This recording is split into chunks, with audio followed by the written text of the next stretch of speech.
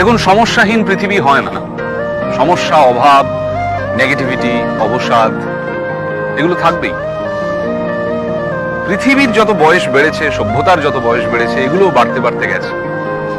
ফলত এগুলো থেকে পালিয়ে লাভ নেই। থাকুক না এগুলো ঘরের বা জীবনের কোণে, চলুক না আমাদের সঙ্গে। হোক না মন খারাপ, তাতে ভয় কি?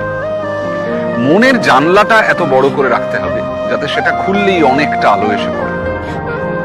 নাটক শেষ হওয়ার আগে স্টেজ ছাড়বেন না। মনে রাখবেন, এটা আপনার স্পেস, এটা আপনার জন্য ধার্য। কমেডি হোক কিংবা ট্র্যাজেডি, এই জীবন নাটকের নায়ক আপনি, নায়িকা আপনি।